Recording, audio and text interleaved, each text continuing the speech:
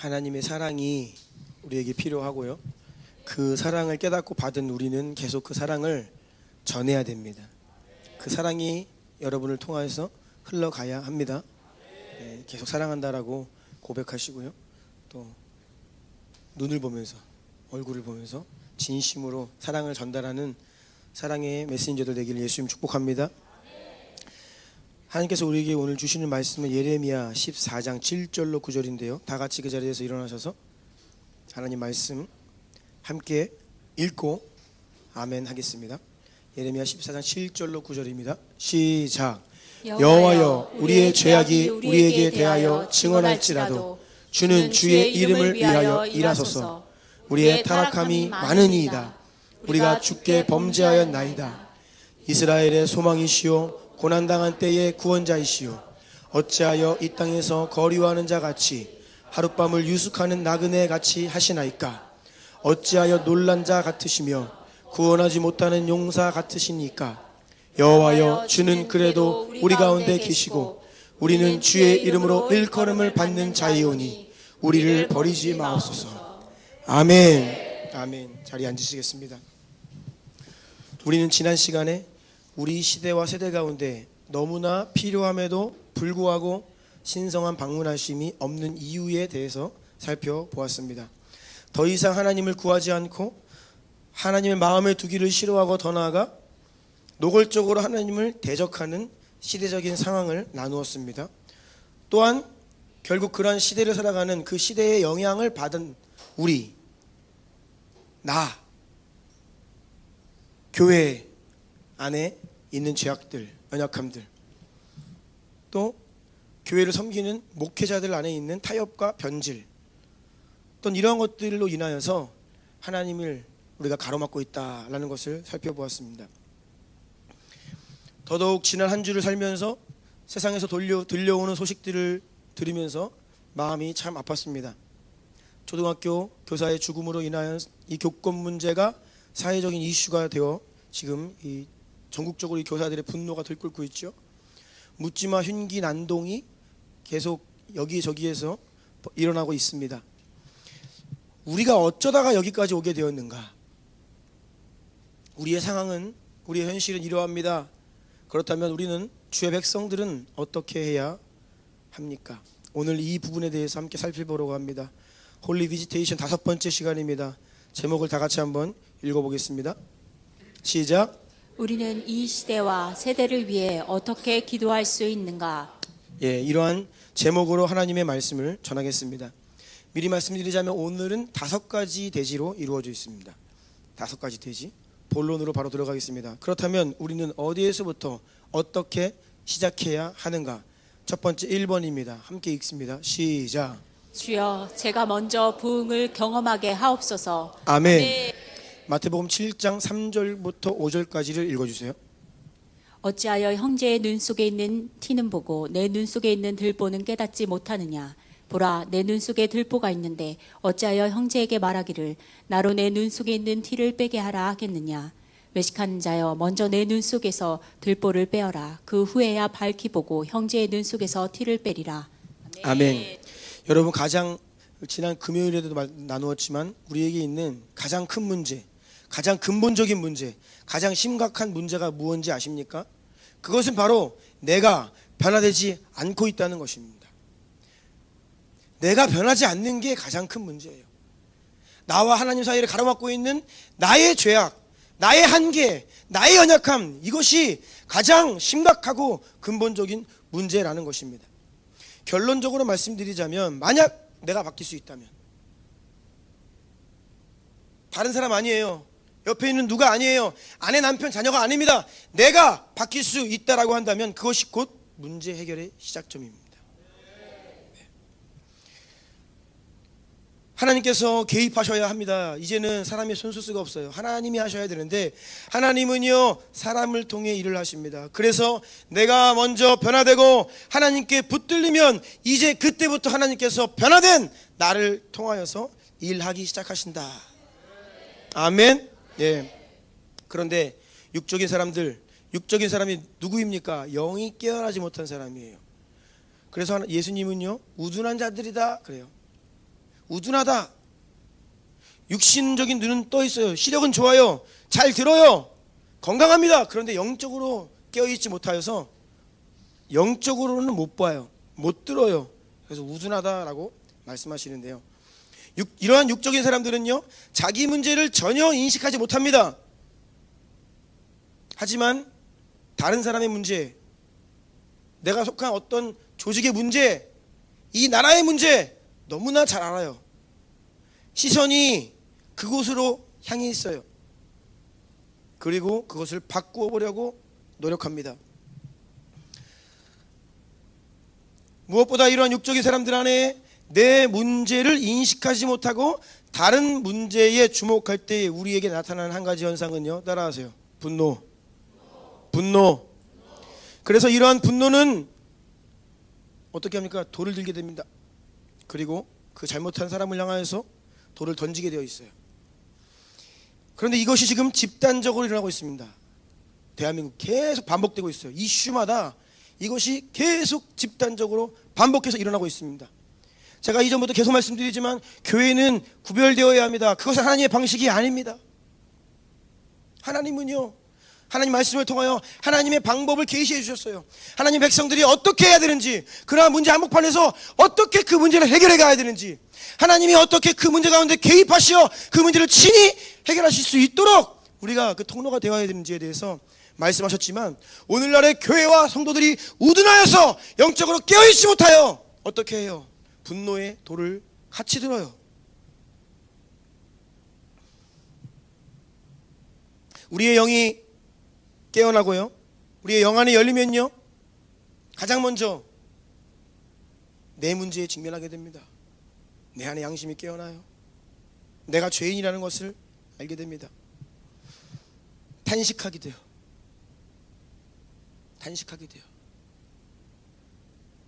가장 위대한 사도가 죄인 중에 내가 괴수다라는 말을 왜 할까요? 바보입니까? 무식해서입니까? 하나님을 가까이 하는 사람일수록, 하나님 앞에 더 가까이 나아가는 사람일수록 자신의 죄가 보여요. 내가 죄인이라는 것을 알게 됩니다. 그리하여 탄식하게 되고 겸손하게 됩니다. 여러분, 우리는요, 분노가 올라올 때 그때는요, 돌을 들면 안 돼요. 분별해야 됩니다. 이 분노는 무엇인가? 어디로부터 올라오는 것인가? 그 이유, 근본 원인이 무엇인가? 그래서 지난 금요일날 우리 백전사님께서 말씀해 주셨죠. 이게 어디서부터, 그 뿌리가 무엇인지를 하나님께 묻고 그것을 발견해야 된다라는 것이에요. 그런데 그 분노의 근본 뿌리는 뭐예요? 십자가 위에서 죽지 않은 나의 자아예요. 저에게 있어서는요, 다른 어떤 교회들이 문제가 아닙니다.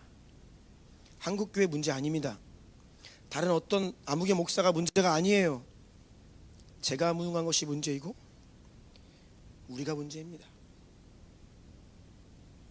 저에게 있어서는 대안은요, 다른 어떤 교회가 아니에요. 제가 변화받는 것이고 우리 주나님 교회가 깨어나는 것입니다. 이것이 이 시대를 살아가는 한국교회 문제 많다라고 하는 현실 속에서 제가 가지고 있는 유일한 대안이에요. 우리는 나 자신으로부터 시작해야 합니다. 부흥이 반드시 내 안에, 우리 안에서 먼저 일어나야 함을 깨달아야만 합니다. 우리가 신성한 방문하심이라는 제목으로 시리즈 설교를 나누고 있는데요, 신성한 방문하심이 무엇입니까? 그것은 성령의 임하심이고요, 성령의 역사입니다. 성령께서 강력한 불로 오순절에 임하신 그 날 이후로 지금까지 그 불은, 오순절에 임하셨던 그 놀라운 불은 우리에게도 여전히 끊임없이 열려 있고요, 지금도 주어질 수 있는 것입니다. 믿으십니까? 여기에서 오순절에만 그 일이 일어났지 그건 반복되지 않아 라고 하는 생각을 가지고 있으면 안 구하게 돼요. 경험할 수 없습니다. 오순절이라고 하는 것은 첫 번째 사건이라고 하는 의미에서는 반복될 수 없습니다. 하지만 그날에 임하신 성령 하나님, 그 성령의 불은요, 그때로부터 지금은 성령의 시대를 우리는 살고 있어요. 그 불이 우리에게 지금도 부어질 수 있습니다. 그럼에도 불구하고 무엇이 문제냐? 바로 이 땅의 교회와 성도들에게 문제가 있다는 거예요. 우리가 영적으로 깨어나 무엇이 불같은 성령의 임하심과 그 역사를 가로막고 있는지를 볼 수 있어야 돼요. 영적으로 깨어난 자만이 이것을 볼 수 있다라는 것입니다. 우리는 하나님의 불이 우리 삶에 임하기를 정말로 간절히 원하고 있는가? 여러분은 정말 그 불을 원하고 있습니까? 여러분은 하늘을 여는 자입니까? 아니면 하늘의 문을 닫는 자입니까? 오순절의 불이 다시 한번 우리 안에 일어날 수 있도록 그 갈망과 갈급함, 간절함이 과연 우리 안에 있는 것인가? 여러분, 지난 한 주를 살면서 무엇을 가장 많이 생각하셨습니까? 무엇을 가장 많이 이야기하셨습니까? 그것이 여러분의 갈망이고 그것이 여러분이 원하는 거예요. 이 땅의 교회와 성도들은요, 하늘의 문을 열 수도 있고 닫을 수도 있습니다. 야고보서 5장 17, 18절 함께 읽습니다. 시작. 엘리야는 우리와 성정이 같은 사람이로되 그가 비가 오지 않기를 간절히 기도한즉 3년 6개월 동안 땅에 비가 오지 아니하고 다시 기도하니 하늘이 비를 주고 땅이 열매를 맺었느니라. 엘리야는 특별한 사람이 아니었어요. 우리와 성정이 같은 자였습니다. 하늘을 열고 닫을 권세가 우리에게 있어요. 뿐만 아니라 우리는 성령의 불을 지필 수도 있고요, 그 불을 꺼뜨려 버릴 수도 있습니다. 데살로니가전서 5장 19절 함께 읽습니다. 시작. 성령을 소멸하지 말며. 아멘. 다음 에베소서 4장 30절도 함께 읽습니다. 시작. 하나님의 성령을 근심하게 하지 말라. 그 안에서 너희가 구원의 날까지 인치심을 받았느니라. 아멘. 성령을 소멸하지 말라라. 하나님의 성령을 근심하게 하지 말아라. 이것은요, 우리가 성령을 소멸할 수 있다. 하나님의 성령을 자꾸 계속 근심하게 하고 대적하고 완고하게 버티면요, 하나님은요 그곳으로부터 임재를 거두십니다. 하나님은 인격적이세요. 기뻐하시는 곳에 거하세요. 하나님을 웰컴하고 하나님과 합당한, 하나님이 거하실 만한 거룩한 곳에, 성별된 곳에, 예수의 보혈로 덮여진 곳에 임하시지, 죄짓고 관심을 다른 곳에 두고 성령을 계속해서 근심하게 하면요, 그 공간에서 임재를 거두세요. 당연한 것입니다. 우리는 끊임없이 성령의 불을 지피는 자들이 되기를 원합니다. 디모데후서 1장 6절 함께 읽습니다. 시작. 그러므로 내가 나의 안수함으로 내 속에 있는 하나님의 은사를 다시 부릴 듯 하게 하기 위하여 너로 생각하게 하노니. 아멘. 우리는 이 땅을 살아가면서 또 신앙생활을 하면서 필요하고 또 각자가 원하고 사모하는 많은 것들을 하나님께 구하게 됩니다. 하나님 주세요. 하나님 필요합니다. 하나님 이것 원합니다. 기도하죠. 자, 누가복음 11장 13절에 너희가 악할지라도 좋은 것을 자식에게 줄 줄 알거든 하물며 너희 하늘 아버지께서 구하는 자에게 성령을 주시지 않겠느냐 하시니라. 아멘. 병행구절인 마태복음에 보면요, 성령을 주시지 않겠느냐가 좋은 것을 주시지 않겠느냐라고 되어 있어요. 그러니까 성령님이 좋은 것이다 라는 것입니다. 여러분, 성령 하나님은요, 그 자체가 우리에게 주어진 가장 소중한, 가장 좋은 선물입니다. 아멘. 성령님보다 더 좋은 선물 있습니까? 더 소중한 게 있습니까? 다른 모든 것들은 다 성령 안에서 우리에게 주어지는 것들이에요. 아멘. 이것이 바로 초대교회 성도들의 믿음이었어요. 여러분, 그렇다면 다시 묻겠습니다. 무엇을 원하십니까? 우리는요, 당신은 무엇을 원하십니까? 조금의 망설임도 없이 저는 성령을 원합니다. 이렇게 대답할 수 있어야 돼요. 성령님, 당신이 내게 가장 좋은 선물이십니다. 이러한 믿음의 고백을 하며 살아가는 저와 여러분이 되어야만 합니다. 그런데 이 성령의 크신 역사에 성령께서 우리 가운데 더 임하시고 불로 임하시고 역사하시기 이전에 전조현상이 무엇이냐? 그것은 바로 회개라고 하였습니다. 주의 길을 예비하는 사명을 받았던 세례 요한은요, 회개하라, 전국이 가까이 왔느니라, 회개를 선포하는 것이 주님의 일하심을 준비하는 것이었습니다. 복음을 전했던 사도들은요, 가는 곳마다 먼저 회개하라, 그리고 성령을 선물로 받으라 복음을 전했습니다. 평양 대부흥 운동의 시작은 길선주 목사님의 회개였다는 것을 우리는 잘 알고 있습니다. 그런데 진정한 회개는 우리가 어떤 힘으로 그것을 할 수 있는 게 아니에요. 내 노력으로 회개를 하고 싶다고 할 수 있는 것이 아닙니다.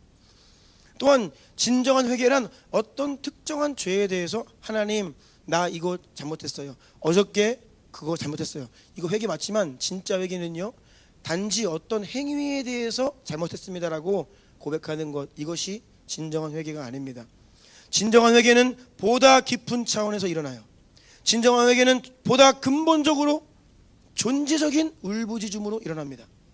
어떤 내가 특별히 언제 그것을 잘못했습니다라는 회개가 아니라 그냥 나의 존재가 근본적으로 나는 죄인이다라고 하는 이 울부짖음이 주님 앞에 올려지는, 이것이 바로 진정한 회개라고 할 수 있는데요, 이러한 회개는요, 성령께서 우리에게 임하셔야만, 우리에게 회개의 영을 부어주셔야만 비로소 할 수 있는 것입니다. 하나님의 사람들에게 회개의 영이 임했을 때 그들은 어떤 모습이었습니까? 구약에 많은 사람들이 있지만 그 중에서 느헤미야, 다니엘 이런 분들 보면요, 그들은 이방 나라의 포로로 끌려간 신분이었어요.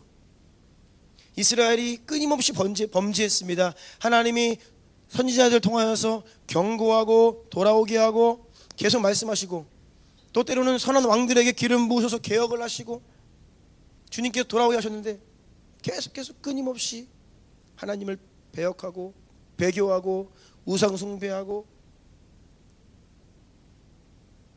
그래서 바벨론의 포로로 끌려갔습니다. 느헤미야와 다니엘은요, 그렇게 포로로 끌려간 신분이었어요. 그런데 그들 한 사람 한 사람을 보자면 이들은 하나님 앞에서 참 신실한 사람들이었습니다. 정말 귀한 믿음을 가졌던 사람들이에요. 다른 사람들이라면 모를까, 이 사람들은 하나님 앞에서 믿음을 지키기 위해서라면 자기의 생명도 기꺼이 포기할 준비가 되어 있던 그런 신실한 사람들이었습니다. 그럼에도 이들이 하나님께 어떤 기도를 드렸는지 한번 볼까요? 느헤미야 1장 4절부터 7절 읽어주세요. 내가 이 말을 듣고 앉아서 울고 수일 동안 슬퍼하며 하늘의 하나님 앞에 금식하며 기도하여 이르되, 하늘의 하나님 여호와, 크고 두려우신 하나님이여, 주를 사랑하고 주의 계명을 지키는 자에게 언약을 지키시며 긍휼을 베푸시는 주여, 간구하나이다. 이제 종이 주의 종들인 이스라엘 자손을 위하여 주야로 기도하오며 우리 이스라엘 자손이 주께 범죄한 죄들을 자복하오니 주는 귀를 기울이시며 눈을 여시사 종의 기도를 들으시옵소서. 나와 내 아버지의 집이 범죄하여 주를 향하여 크게 악을 행하여 주께서 주의 종 모세에게 명령하신 계명과 율례와 규례를 지키지 아니하였나이다. 아멘. 아멘. 4절에 보니까 울고 수일 동안 슬퍼하면서 하나님 앞에서 금식하며 기도했다. 6절 보니까 주야로 기도했다. 그런데 그 내용을 보면요, 회개 기도입니다. 다니엘 9장 3절로 7절도 읽어주세요. 내가 금식하며 베옷을 입고 죄를 덮어쓰고 주 하나님께 기도하며 간구하기를 결심하고 내 하나님 여호와께 기도하며 자복하여 이르기를, 크시고 두려워할 주 하나님, 주를 사랑하고 주의 계명을 지키는 자를 위하여 언약을 지키시고 그에게 인자를 베푸시는 이시여, 우리는 이미 범죄하여 패역하며 행악하며 반역하여 주의 법도와 규례를 떠났사오며 우리가 또 주의 종 선지자들이 주의 이름으로 우리의 왕들과 우리의 고관과 조상들과 온 국민에게 말씀한 것을 듣지 아니하였나이다. 주여, 공의는 주께로 돌아가고 수치는 우리 얼굴로 돌아옴이 오늘과 같아서 유다 사람들과 예루살렘 거민들과 이스라엘이 가까운 곳에 있는 자들이나 먼 곳에 있는 자들이 다 주께서 쫓아내신 각국에서 수치를 당하였사오니 이는 그들이 주께 죄를 범하였음이니이다. 아멘. 다니엘 역시 금식하며 베옷을 입고 죄를 뒤집어 쓰고 기도하고 간구하기를 결심하였습니다. 이들이 하나님께 드렸던 기도는요, 다름 아닌 회개의 기도였습니다. 그들은 자기들이 태어나기도 전에 조상들이 지었던 죄, 또 자신은 신실했어요, 하나님 앞에. 그런데 내 민족이 지은 죄, 내가 속해 있는 언약 공동체가 지었던 죄를 나 자신의 죄와 철저히 동일시했습니다. 그리고 특별히 이러한 죄들을 짊어지고 하나님 앞에 회개하는 것에 자기의 전 존재를 완전히 쏟아부었습니다. 어떻게 이것이 가능하겠습니까? 성령께서 그들에게 임하셨기 때문입니다. 사람의 힘으로는 안 돼요. 나는 잘했는데, 우리 집안은 하나님 앞에 신실했는데, 이 우둔한 백성들 때문에 우리가 이렇게 망했다. 너 때문이야. 네가 그렇게 했잖아. 그렇게 하지 않았다는 거예요. 그런데 우리는요, 이 땅을 살아가면서 우리의 마음을 잘 돌아보세요. 주로 우리의 반응이 그래요. 나는 잘해. 근데 이 사회가 문제예요. 한국이 문제예요. 근데 여러분 잘 생각하세요. 한국은요, 나예요. 대한민국 이 사회는 나입니다. 내가 속한 공동체와 나를 분리시킬 수 없어요. 특별히 이 교회 안에서도 한국교회 이야기하면서 자기는 뭐야? 뭐예요? 미국 교회예요? 어디 교회예요? 본인이 한국교회인데 그걸 몰라. 우리는요, 한국교회와 나를 분리할 수가 없어요.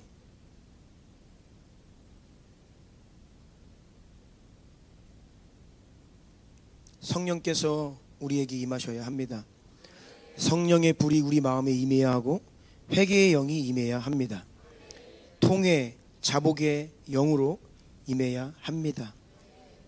두 번째입니다. 큰 2번 함께 읽습니다. 시작. 주여 저를 거룩하고 순결하게 구별하옵소서. 아멘. 이 두 번째는 우리 각 사람이 어떻게 하면 하나님의 사람으로 살 수 있는가, 어떻게 하면 이 시대에 사라져버린 모범과 본보기, 지난 시간 말씀드렸죠. 사라져버린 모범과 본보기, 이 믿음의 사람이 내가 어떻게 하면 될 수 있는가에 대한 기도입니다. 주님을 위해 따로 구별되어야 하는 하나님의 사람이 과연 누구입니까? 다시요. 주님을 위해 따로 구별되어야 하는 하나님의 사람은 누구입니까? 이사야 52장 11절 함께 읽습니다. 시작. 너희는 떠날지어다 거기서 나오고 부정한 것을 만지지 말지어다. 그 가운데서 나올지어다. 여호와의 기구를 매는 자들이여 스스로 정결하게 할지어다. 아멘. 세상으로부터 떠나라, 구별되어라, 더러운 것을 만지지 말아라, 그 가운데에서 나와라 말씀하세요.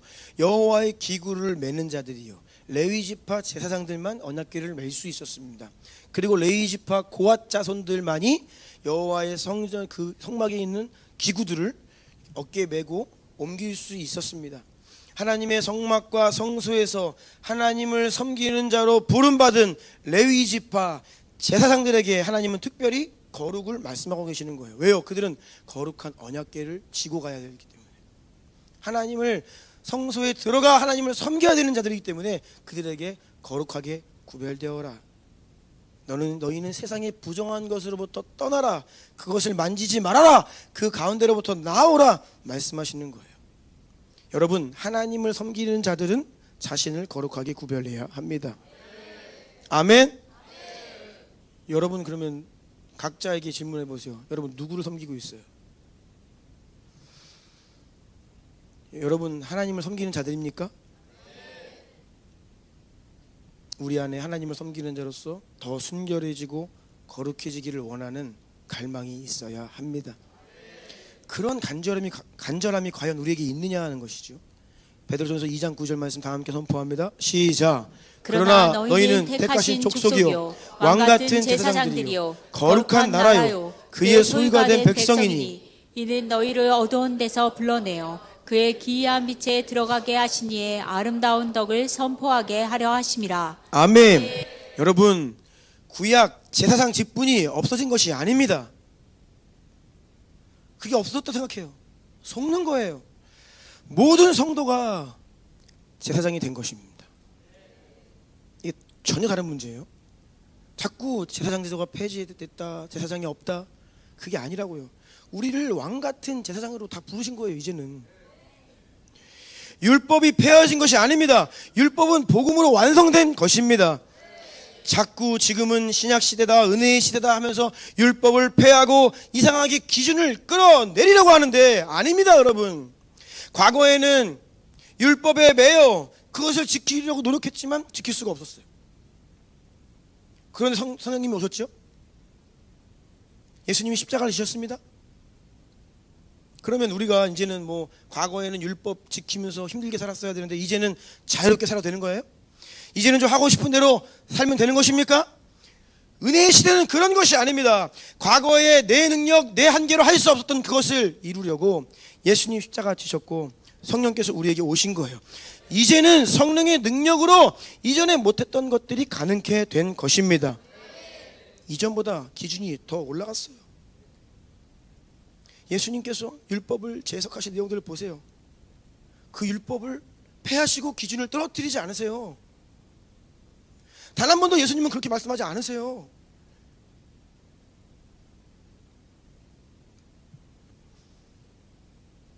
더 위대한 분이 우리에게 오셨는데, 불가능을 가능케 하시는 성령께서 우리에게 임하셨는데 왜 우리의 기준이 낮아져야 합니까? 예수님께서 다음과 같이 말씀하셨습니다. 마태복음 5장 17절과 20절 읽어주세요. 내가 율법이나 선지자를 폐하러 온 줄로 생각하지 말라. 폐하러 온 것이 아니요 완전하게 하려 함이라. 내가 너희에게 이르노니 너희 의가 서기관과 바리새인보다 더 낫지 못하면 결코 천국에 들어가지 못하리라. 아멘. 아멘. 여러분, 대충 살면서 예수님의 보혈로 용서받고 그런 시대가 아니에요. 그게 은혜가 아닙니다. 철저히 십자가의 보혈을 의지하고 나의 옛 자아와 죄의 본성을 십자가 위에 예수와 함께 못 박혀 죽었다라고 선언하고 성령을 힘입어 매일매일 회개하고 돌이키고 성령께 순복하며 더욱 거룩하고 순결하도록 우리를 은혜의 시대로 불러주신 것입니다. 모든 성도들은 예외 없이 동일한 거룩과 순결의 부르심을 받았습니다. 여러분이 제사장이에요. 여러분 혹시라도 여러분 안에 최소한 목사라고 한다면 이 정도는 돼야지. 암묵적으로 어떠한 도덕적인 기준을 가지고 계실 겁니다. 신학생이라면 이 정도는 해야지.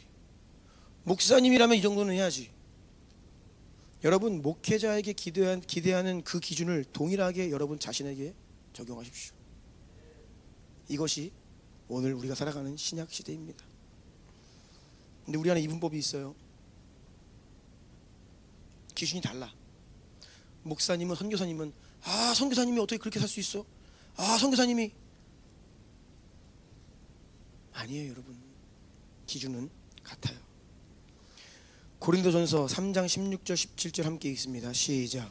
너희는 너희가 하나님의 성전인 것과 하나님의 성령이 너희 안에 계시는 것을 알지 못하느냐.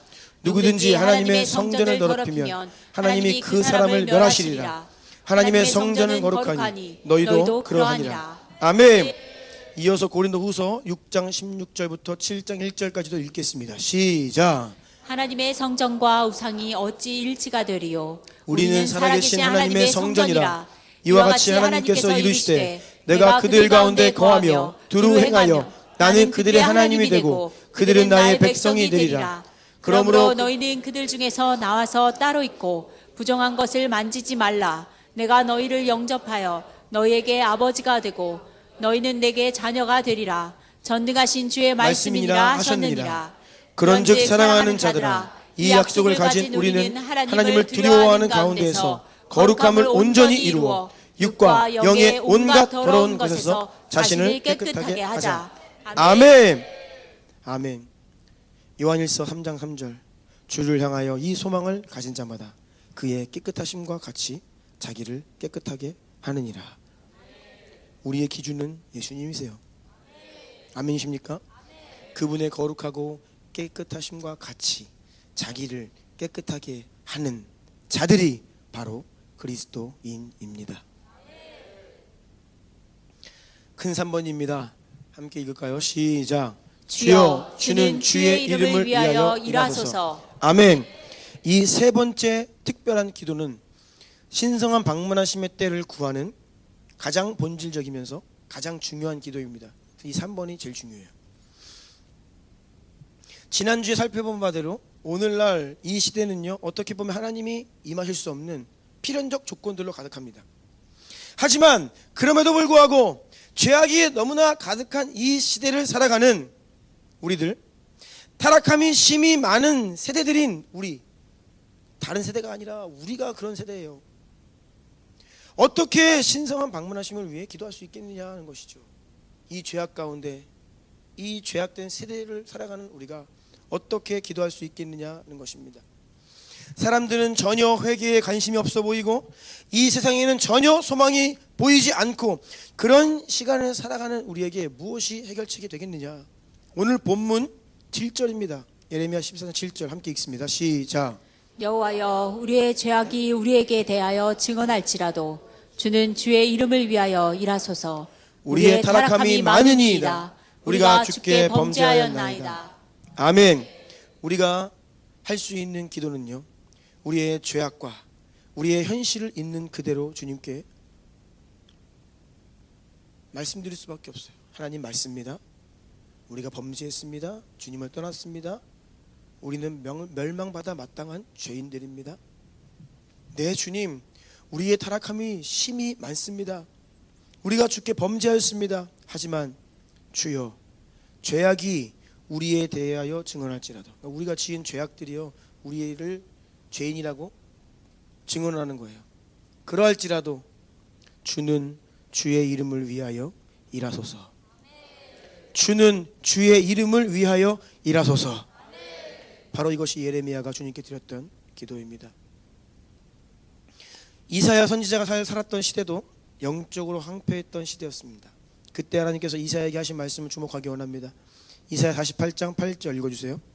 내가 과연 듣지도 못하였고 알지도 못하였으며 내 귀가 예적부터 열리지 못하였나니 이는 내가 정령 배신하여 모태에서부터 내가 배역한 자라 불린 줄을 내가 알았음이라.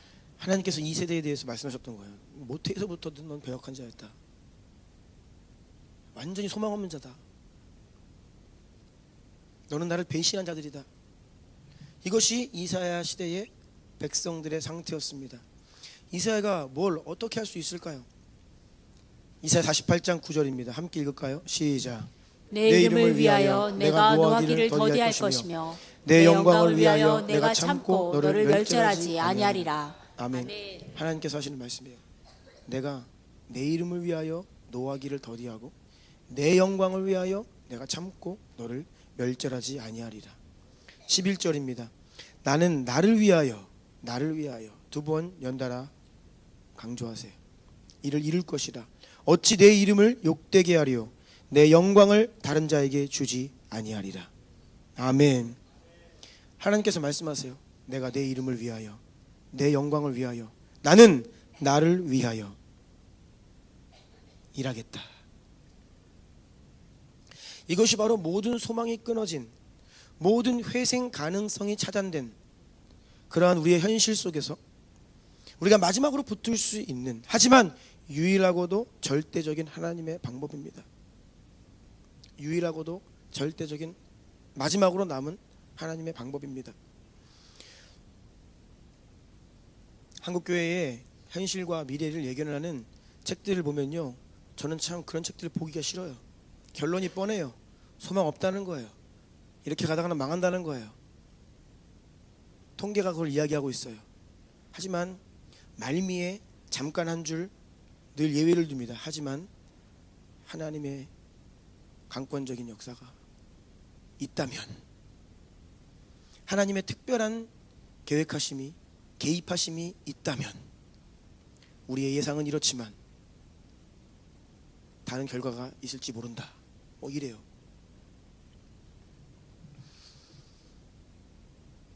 언제 하나님께서 우리 안에 가능성을 두시고 우리의 어떠함을 근거로 하여 역사하셨습니까? 그렇지 않습니다. 우리는 주님을 떠났고 우리에게는 더 이상 가능성이 전혀 없음에도 불구하고 하나님은 여전히 살아 계십니다. 이것이 유일한 소망입니다. 에스겔 20장 8절 9절 읽어주세요. 그들이 내게 반역하여 내 말을 즐겨 듣지 아니하고 그들의 눈을 끄는 바 가증한 것을 각기 버리지 아니하며 애굽의 우상들을 떠나지 아니하므로 내가 말하기를 내가 애굽 땅에서 그들에게 나의 분노를 쏟으며 그들에게 진노를 이루리라 하였노라. 그러나 내가 그들이 거주하는 이방인의 눈 앞에서 그들에게 나타나 그들을 애굽 땅에서 인도하여 내었나니 이는 내 이름을 위함이라. 내 이름을 그 이방인의 눈앞에서 더럽히지 아니하려고 행하였음이라. 아멘. 13, 14절도 읽어주세요. 그러나 이스라엘 족속이 광야에서 내게 반역하여 사람이 준행하면 그로 말미암아 삶을 얻을 나의 율례를 준행하지 아니하며 나의 규례를 멸시하였고 나의 안식일을 크게 더럽혔으므로 내가 이르기를 내가 내 분노를 광야에서 그들에게 쏟아 멸하리라 하였으나 내가 내 이름을 위하여 달리 행하였었나니 내가 그들을 인도하여 내는 것을 본 나라들 앞에서 내 이름을 더럽히지 아니하려 하였음이로라. 아멘. 여러분, 이것이 바로 우리에게 약속하신 하나님, 당신께서 우리에게 약속하신 언약을 반드시 지키시는 하나님의 신실하심입니다. 하나님께서 하나님 자신의 영광과 자신의 이름과 자기 자신을 위해 일하지 않으셨으면 우리는 벌써 끝났어요. 이미 끝났어요. 여러 번 끝났어요. 시내산에서 끝났고 광야에서 끝났고 역사 가운데 계속 끝났어요. 우리 한국교회도 이미 끝났습니다. 그 기준 따지자면. 하지만 하나님께서 자신의 이름을 위하여 그래도 내가 분노할지라도 더디 분노하고 너희에게 내가 너희를 심판할지라도 너희를 완전히 멸하지는 않겠다. 주님이 그렇게 말씀하고 계시는 거예요. 여러분, 우리에게 가능성이 없는 것은 사실입니다. 하지만 하나님의 영광과 하나님의 이름과 하나님 자신을 위한 열심으로 그 누구도 그 무엇도 막을 수 없는, 그 무엇도 끊을 수 없는 하나님의 열심으로 하나님께서 역사하실 것입니다. 그래서 우리는 이것을 붙들고 기도해야 합니다. 다니엘 9장 18, 19절 함께 읽어볼까요? 시작.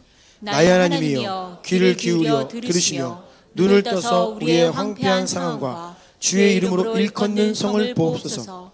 우리가 주 앞에 간구하옵는 것은 우리의 공의를 의지하여 하는 것이 아니요 주의 큰 긍휼을 의지하여 함이니이다. 주여 들으소서. 주여 용서하소서. 주여 귀를 기울이시고 행하소서. 지체하지 마옵소서. 나의 하나님이여 주 자신을 위하여 하시옵소서. 이는 주의 성과 주의 백성이 주의 이름으로 일컫는 바 됨이니이다. 아멘. 하나님의 이름으로 일컫는 바 되는 주의 몸된 교회, 주의 이름으로 일컫는 바 되는 주의 백성들, 그리스도인. 하나님, 우리가 주님의 교회 아닙니까? 그리스도인 아닙니까? 하나님의 사람들 아닙니까? 주의 일컬음으로 받고 있사오니 당신의 영광을 위하여 다시 한번 이 교회를 소생시켜 주시옵소서. 우리가 이렇게 기도해야 돼요. 우리가 지금 읽고 있는 사사시대를 보십시오. 사사기 말씀. 저는요, 하나님께서 하나님 자신의 이름을 위하여, 자신의 영광을 위하여, 자신의 언약에 신실하시기 위하여 역사하셨다라고 밖에는 사사기를 해석할 다른 방법이 없습니다. 오늘 본문 보세요. 정말로요, 어떻게 이런 상황 가운데 하나님께서 사사들에게 임하시지? 어떻게 이름에도 불구하고 하나님께서 이 백성을 구원하시지? 퀘스천이 많아요. 하나님께서 그냥 하나님의 약속을 지키시고 하나님 백성이라 부르셨기 때문에 그들을 보호하기 위해 은혜 주시는 겁니다. 긍휼과 자비 베풀어 주시는 겁니다.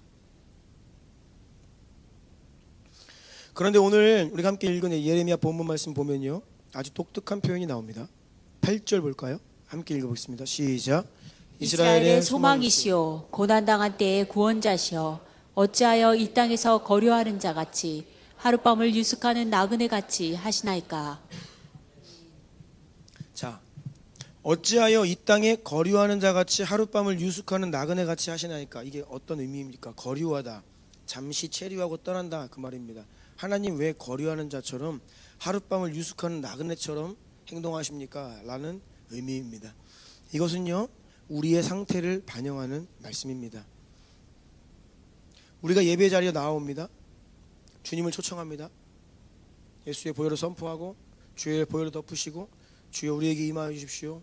오늘도 우리가 예배 예수 우리 왕이여 이곳에 오셔서 보좌로 임하셔서 우리의 예배를 받아 주옵소서. 여호와 라파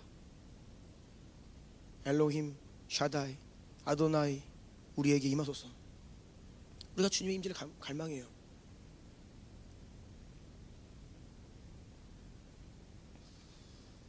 주님께서는 우리에게 은혜를 주십니다. 하나님이 우리에게 은혜를 주세요. 지금 임재하시잖아요. 그런데 문제는 바로 다음날 우리는 다시 세상으로 돌아갑니다. 예전의 삶으로 돌아가 버려요. 죄를 짓고 성령을 근심케 하고 성령을 소멸합니다. 그러면 성령께서 임재를 거두실 수밖에 없어요. 그래서 하나님이 거류하는 자처럼 하룻밤만 유숙하고 떠나는 나그네처럼 되어버린 거예요. 하나님이 우리에게 오셨지만 어쩔 수 없이 곧 다시 우리를 떠나셔야만 하는 것입니다. 주님이 그렇게 하고 싶은 것이 아니라 우리가 주님으로 하여금 그렇게 하실 수밖에 없도록 만들고 있는 거예요. 9절 보겠습니다. 9절 이어지는 9절 함께 읽을까요? 시작. 어찌하여 놀란 자 같으시며 구원하지 못하는 용사 같으십니까? 여호와여 주는 그래도 우리 가운데 계시고 우리는 주의 이름으로 일컬음을 받는 자요니 우리를 버리지 마옵소서. 하나님이 놀라신다는 거예요. 어찌하여 놀란 자 같으십니까? 하나님이 구원하지 못하는 용사 같아요. 어떻게 하나님이 구원하지 못하는 용사 같다는 것입니까? 우리가 하나님을 놀래켜요. 하나님을 당황케 합니다. 우리의 죄악과 불신앙이 하나님으로 하여금 우리를 구원하지 못하도록 만드는 거예요. 마가복음 6장 5절과 6절 읽어주세요. 거기서는 아무 권능도 행하실 수 없어 다만 소수의 병자에게 안수하여 고치실 뿐이었고 그들이 믿지 않음을 이상히 여기셨더라. 이에 모든 촌에 두루 다니시며 가르치시더라. 아멘. 예수님이 놀라셨습니다. 이상히 여기셨습니다. 무엇 때문입니까? 불신앙 때문이에요. 그래서 예수님께서 아무 권능도 행하실 수가 없었습니다. 많은 사람 가는 곳마다 수많은 사람들을 치유하시고 구원하셨던 예수님께서 자신이 자란 동네에 가셔서는요 아무 권능도 행하실 수가 없었어요. 뭐라고 기록되어 있냐? 다만 소수의 병자에게 안수하여 고치실 뿐이었다. 제가 보니까 아주 중증 환자들 몇 명 소수만 고치셨지 거의 기적을 행하시지 않으셨다. 행하실 수가 없었다 이렇게 기록되어 있어요.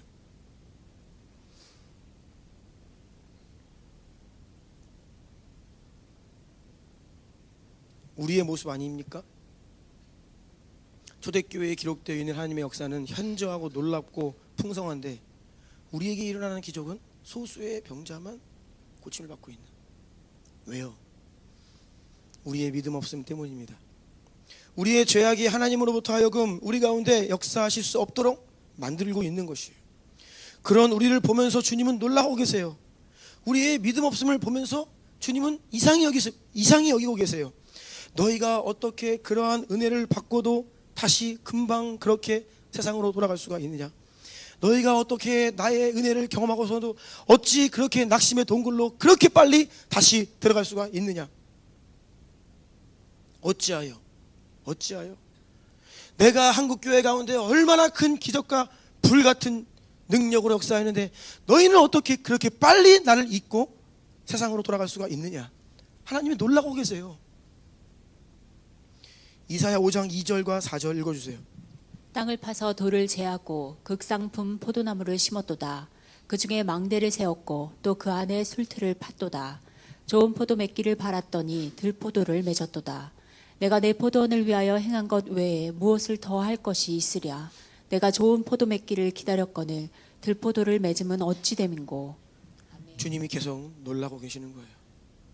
내가 이들에게 극상품 포도나무를 심었는데 이들은 들포도 열매를 맺다니 이게 무슨 일이지? 내가 이들을 위하여 신실하였고 내가 이들을 위하여 아낌없이 내어줬고 내가 너희를 위하여 내 아들 생명을 줬는데 너희는 어찌 그렇게 살 수가 있느냐. 주님께서 오늘날 우리의 모습을 보면서 놀라고 계십니다. 이사야 59장 1절 2절 지난주 본문이죠. 다시 한번 함께 읽습니다. 시작. 여호와의 손이 짧아 구원하지 못하심도 아니요 귀가 둔하여 듣지 못하심도 아니라 오직 너희 죄악이 너희와 너희 하나님 사이를 갈라놓았고 너희 죄가 그의 얼굴을 가리어서 너희에게서 듣지 않으시게 함이니라. 우리의 문제는요, 우리의 생각과 방식들을 여전히 고집스럽게 계속 붙들고 있는 거예요. 주님을 믿는다라고 하면서도 예배를 드리고 기도하고 회개하고 말씀을 듣고 아멘 하면서도 되돌아서서 이전에 나의 방식을 고집해요. 내려놓지 않습니다. 우리의 생각이 무엇입니까? 우리의 방식이 무엇입니까? 두 마음이에요. 그것은 무엇이냐면 세상도 원하고 하나님도 원하는 이것이 우리의 방식이에요. 세상의 방식과 하나님의 방법을 결합시키는 거예요. 그런데 여러분, 이것은 결코 불가능합니다. 지난 금요일 날 백전사님께서 복음기도 신문을 그래서 다 읽어보아라 말씀하셨죠? 읽어보았습니까? 네. 몇 부 안 남았어요. 네, 다 가져가셨더라고요. 세 사람이 등장합니다. 삼손과 사울 왕과 가룟 유다. 이 세 사람의 공통점이 있습니다. 하나님께서 그들에게 임하셨어요. 공통점이에요. 그들은 하나님의 음성을 들었어요. 공통점이에요. 그들은 하나님의 능력을 체험했어요. 공통점이에요. 그런데 또 다른 공통점이 있습니다. 그것은 하나님이 그들의 삶의 전부는 아니었다라는 것입니다. 그들 안에 하나님도 있었고 그들의 삶에 하나님이 있었고 하나님을 경험했지만 또 다른 무언가가 있었다는 거예요. 삼손은 여자 문제가 있었습니다. 성적인 쾌락, 이것을 놓지 못했어요. 이 성문제에 성중독에 매여 있었어요. 음란의 문제예요. 사울은 권력욕, 명예, 평판, 사람들의 시선. 오늘날 여기에 거의 걸려있죠. 사람들이 나를 어떻게 바라보는지. 그러니까 여러분, 저는 우리 주나님께 성도님들이 멋지고 이쁘시고 잘생기셔서 너무 좋은데요, 너무 과하게는 하지 마세요. 예. 과도한 거는 병입니다. 그거는 진짜요. 우리가 이쁘고 말끔하고 아름답고 멋지게 좋습니다. 너무 과한 것은요, 사람들의 시선이 우상이 되는 거예요. 사울은요, 권력 이런 욕이 있었어요. 사람들의 인정, 그게 그 마음 한켠에 또 있었어요. 가룟 유다는요, 돈 욕심이 있었죠. 지금 대부분의 성도들이 이 문제에 다 걸려 있습니다. 하나님 있죠? 하나님 믿죠? 하나님 경험하죠? 믿음을 고백하죠? 그런데 그들의 삶에 들어가 보면요, 하나님이 전부가 아니에요. 음란에 빠져 있고 그 중독을 끊지 못하고 있고 사람들의 시선에 쩔쩔매며 좀 인정받으면 교만하고 남들과 비교해서 좀 떨어지는 것 같으면 낙심하고 우울해하고 돈 욕심에 사로잡혀서 주로 돈 생각, 주로 나의 관심은 주식.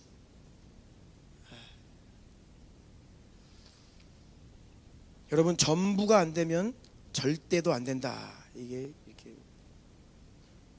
기록되어 있더라고요, 신문에. 믿음은 전적인 것이고 절대 믿음인데 하나님이 우리에게 전부가 되지 않으면 절대 믿음 없다는 거예요.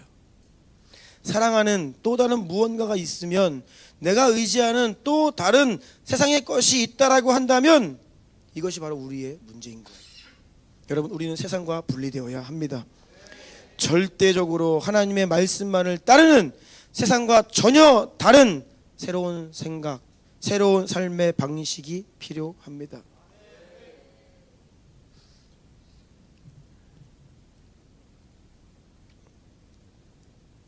여호와여, 주는 그래도 우리 가운데 계시고 우리는 주의 이름으로 일컬음 받는 자이오니 우리를 버리지 마옵소서. 이렇게 주님께 간절히 기도할 뿐입니다. 네 번째입니다. 거의 끝까지 왔습니다. 읽겠습니다. 시작. 주여 저희로 하나님의 때에 쓰임받는 그릇으로 잘 준비되게 하옵소서. 아멘. 네 번째와 마지막 다섯 번째는요, 하나님께서 그릇들과 때를, 시간을 준비하시고 그 시간을 위해 그릇을 준비하시는 하나님의 방식을 이해하는 것에 대해서 말씀드릴 겁니다. 하나님께서 일을 행하시기 위해 성령님을 보내시기 위해서, 그러니까 신성한 방문하심을 위해 먼저 하시는 두 가지 일이 있습니다. 첫 번째는 그분께서 방문하시는 시간에 쓰실 믿음의 그릇을 준비하는 겁니다. 그러니까 오순절에는요, 마가의 다락방에 모여있던 120명의 사람들이 바로 그런 믿음의 사람들이었어요. 하나님이 그 그릇을 쓰신 거예요. 그들이 믿음의 그릇으로 준비되어 있기 때문에 그 준비된 그릇에 성령께서 방문하신 거죠. 이사야 48장 4절입니다. 함께 읽습니다. 시작. 내가 알거니와 너는 완고하며 내 목은 쇠에 힘추리요 내 이마는 노시라. 우리가 완고하다는 거예요.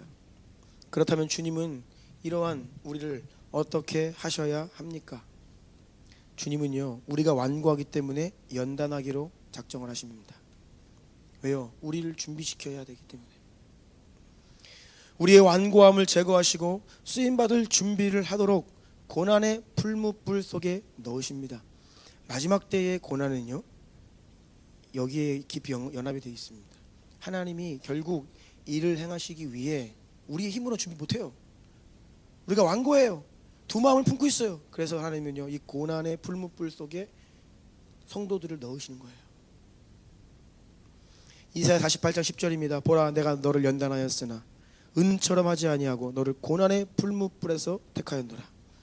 시편 71편 20절입니다. 우리에게 여러 가지 심한 고난을 보이신 주께서 우리를 다시 살리시며 땅 깊은 곳에서 다시 이끌어 올리시리이다. 아멘. 히브리서 12장 11절입니다. 무릇 징계가 당시에는 즐거워 보이지 않고 슬퍼 보이나 후에 그로 말미암아 연단받은 자들은 의와 평강의 열매를 맺느니라. 아멘. 이사야 37장 31절 32절 함께 읽습니다. 시작. 유다 족속 중에 피하여 남은 자는 다시 아래로 뿌리를 받고 위로 열매를 맺으리니 이는 남은 자가 예루살렘에서 나오며 피하는 자가 시온산에서 나올 것임이라.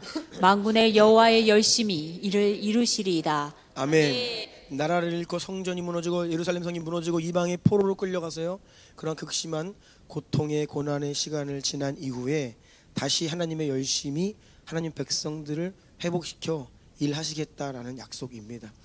여러분이 인생을 살면서 만나는 고난, 고통, 이것을 바라볼 때 믿음의 눈이 필요해요. 육신의 눈으로만 여러분의 어려움을 바라보아서는 안 됩니다. 모든 고난은 우리의 연약함과 죄악으로부터 오는 것은 사실입니다. 여러분이 지금 겪고 있는 그 고난은 다른 데서 온 게 아니에요. 내 연약함, 내 죄악, 이게 원인이에요. 그런데 하지만 그렇게 단지 그렇다라고 한다면 우리에게 소망이 없지요. 하나님께 감사한 것은 우리의 완고함과 죄악으로 인해 받는 고난이지만 하나님은 그 고난을 통해 우리를 연단하시고 회개의 과정을 통과하여 우리를 새롭게 하기를 원하신다라는 것입니다. 우리를 연단의 풀무불로 다시 재련하셔서 다시 고쳐 쓰시겠다라는 것입니다. 징계를 위한 징계가 아니고 심판을 위한 심판이 아니고 생명과 평안과 회복을 위한 징계이고 고난이라는 것입니다. 그래서 여러분, 이 약속을 붙들고 믿음의 눈을 가진 자는 환난 중에도 고난 중에도 두 손을 들고 할렐루야를 외칠 수 있는 거예요. 여러분, 두 손을 번쩍 들어보세요. 그리고 외치세요. 할렐루야, 할렐루야, 감사합니다. 아멘. 두 손을 내리십시오. 여러분, 고난 중에도 감사하십시오. 고통 중에 믿음의 눈을 뜨십시오. 그리하면 그 고통이 여러분을 더욱더 순결한 하나님의 사람, 하나님의 때에 멋지게 쓰임받는 그릇으로 만드는 도구가 되고 통로가 될 것을 예수 이름으로 선포합니다. 하나님께서는 신성한 방문하심의 때를 구하는, 그 때를 기도하는 자들을 이러한 사용하실 그릇들로 준비하고 계세요. 누가 지금 그 그릇으로 준비되고 있습니까? 따라하세요. 바로 우리입니다. 바로 나입니다. 아멘. 다른 어떤 자격 요건이 있는 것이 아니에요. 우리의 현실과 제약을 철저히 깨닫고 주 앞에 부르짖는 자들을 통해 주님은 그때를 준비하고 계십니다. 아멘. 우리가 준비되면 그때가 옵니다. 그래서 마지막 5번째 함께 읽습니다. 시작. 주여 하나님의 계획과 시대적 경륜을 깨닫게 하옵소서. 아멘. 경륜이란 좀 어려운 말일 수 있는데요. 하나님의 뜻과 계획과 목적을 이루시는 하나님의 신비로운 방법, 하나님의 능력, 이것을 경륜이다 라고 해요. 갈라디아서 4장 4절을 보니까 때가 참에 하나님이 그 아들을 보내사 여자에게서 나게 하시고 율법 아래 나게 하신 것을. 때가 참에라는 하나님의 때가 있다는 거예요. 때가 찬다는 것입니다. 에베소서 1장 9절과 10절입니다. 그 뜻의 비밀을 우리에게 알리신 것이요 그의 기뻐하심을 따라 그리스도 안에서 때가 찬 경륜을 위하여 예정하신 것이니. 아멘. 그러니까 하나님의 그 때가 이르르면요 하나님께서 비밀을 우리에게 알리시고 그 때를 깨닫게 하세요. 이게 하나님의 비밀이에요. 하나님의 때 누가 자신을 준비할 수 있습니까? 깨어 그 시간을 분별하는 자들이에요. 그래서 여러분 깨어 시대를 분별하는 것이 너무나 중요합니다. 이제는 뭐 다 지나온 것 같아요. 예, 코로나 상황이 하나님이 강력하게 교회를 깨우시는 음성이었다는 것을 여러분 믿으셔야 합니다.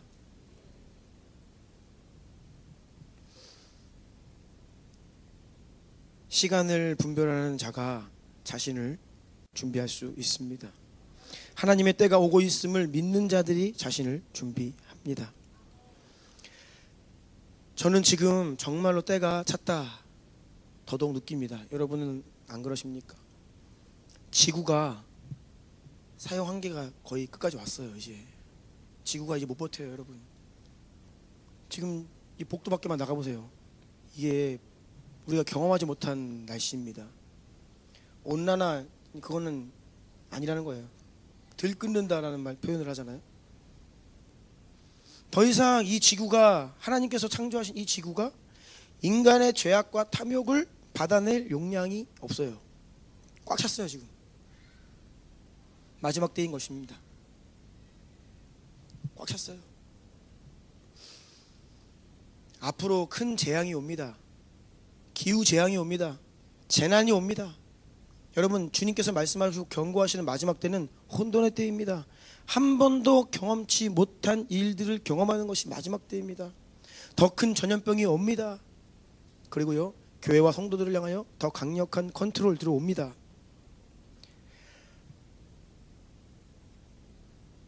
누가복음 21장 10절 11절 함께 읽습니다. 시작.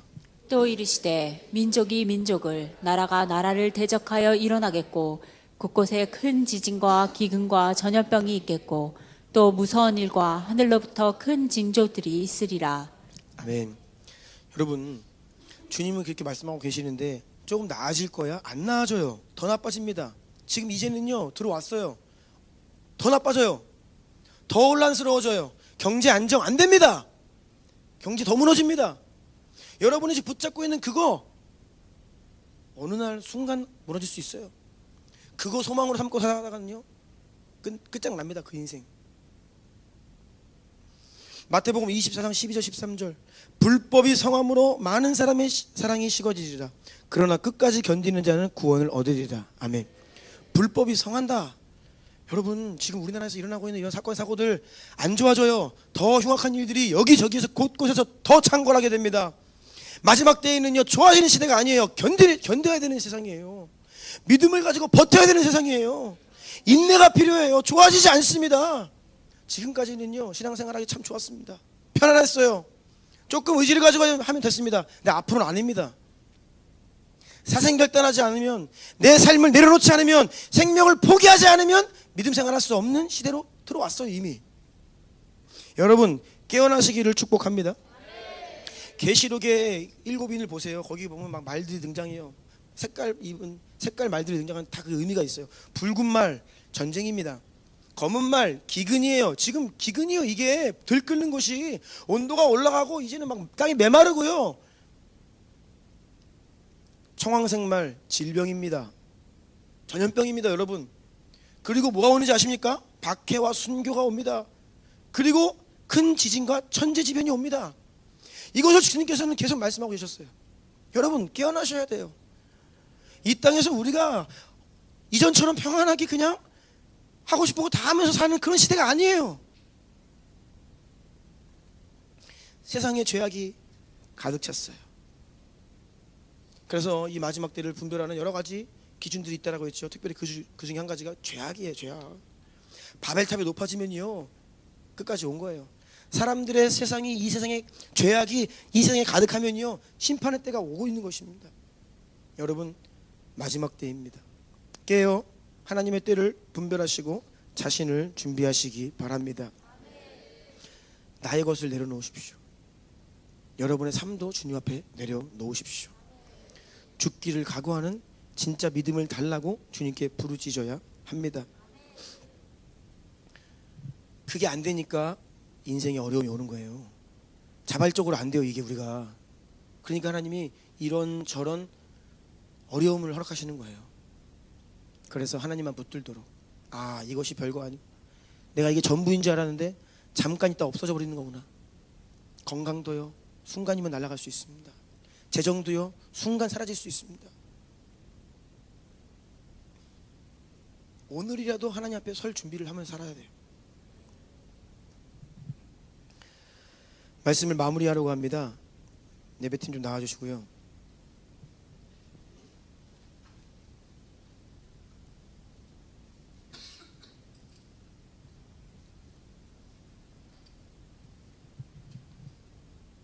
우리 교회에도 학교 선생님들 좀 계시고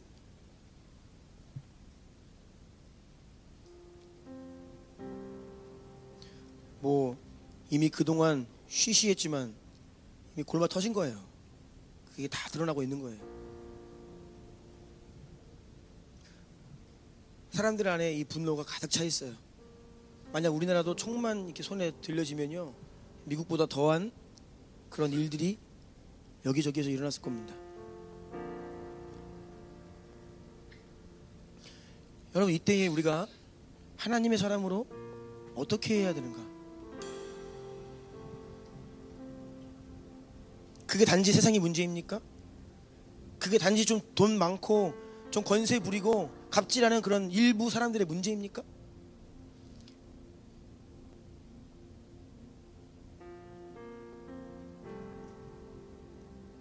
우리가 다 그 죄악의 흐름 속에 지금 살고 있어요. 우리 안에 분노가 많고요. 그러니까 분노가 막 바깥으로 표출되면요 막 그렇게 하는 거예요. 그런데 이 분노가 내 안으로 막 쌓이면요 그게 우울증이에요. 그게 공황장애고.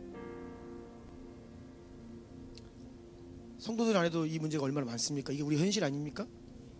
이게 그냥 세상의 문제가 아니잖아요. 우리의 문제잖아요. 우리가 이런 문제들 앞에서 어떻게 해야 됩니까? 부르짖어야 돼요. 주님 살려주십시오. 어떻게 해야 됩니까? 살려주십시오. 저를 정결하게 하시고 저를 깨끗하게 하시고 먼저 예수님의 십자가 성령의 능력이 내 안에 실제가 되게 하셔서 내 안에 천국이 임해야 됩니다. 아멘. 내 안에 권능이 임해야 됩니다. 아멘. 내가 부흥을 경험해야 돼요. 우리 교회가 부흥을 경험해야 돼요. 더 순결해지고 더 깨끗해지고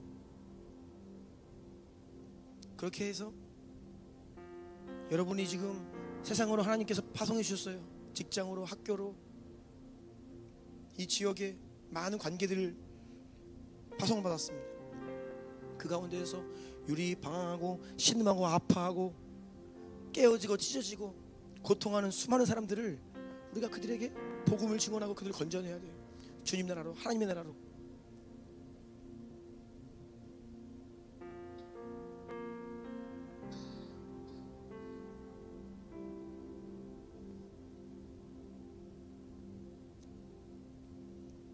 때가 마지막까지 왔는데요,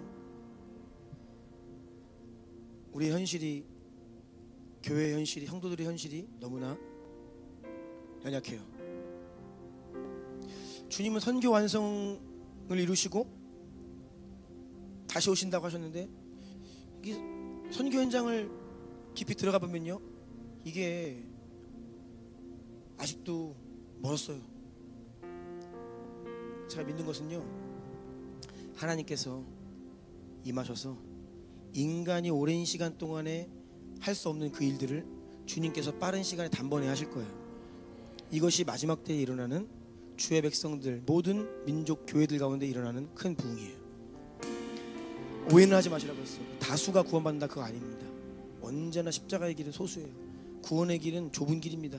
그런데 진짜 성도, 진짜 초대교회와 같은 사도들과 같은 권능을 가진 자들이 일어날 것이에요.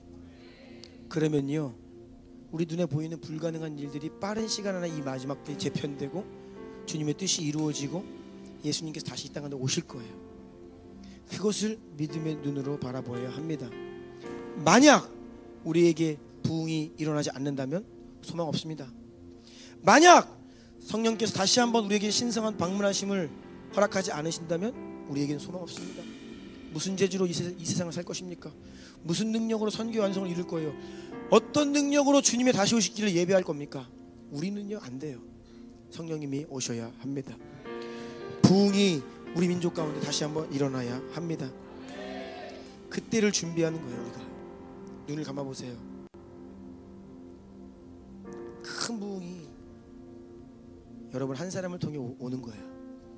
나 한 사람을 통해 오는 거예요. 내가 나의 인생을, 나의 내면을 성령께서 기꺼이 거하실 만한 드웰링 플레이스가 되도록 나를 예수의 보혈로 씻고 덮고, 내 인생을, 내 마음을, 내 생각을, 내 감정을, 나의 전인격을, 나의 모든 발이 닿는 모든 곳을 거룩하게, 순결하게 구별해야 돼요. 그렇게 준비해야 돼요. 그러면 주님께서는 그 인생 가운데 찾아오실 거예요. 성령을 더 부어주실 거예요. 그렇게 우리 안에 회복이 시작되고요, 우리 주나님 안에 부흥이 시작되고요, 이것이 하나님의 방법이라는 거예요. 아멘. 깨어있는 교회들, 깨어있는 성도들 여기저기에서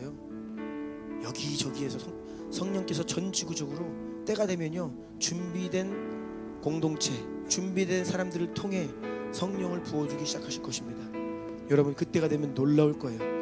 세상이 아무리 폭력적이고, 세상이 아무리 음란하고, 세상이 아무리 거세어도요, 우리는 그것을 능히 이길 수 있어요. 하나님은 그보다 더 크고 위대하신 분이기 때문입니다. 오늘 주님께서 여러분 부르고 계세요. 준비되라. 너 자신을 부흥의 통로로 준비해라. 너 자신을 거룩하고 순결한 통로로 구별해라. 세상 죄악으로부터 빠져나오라.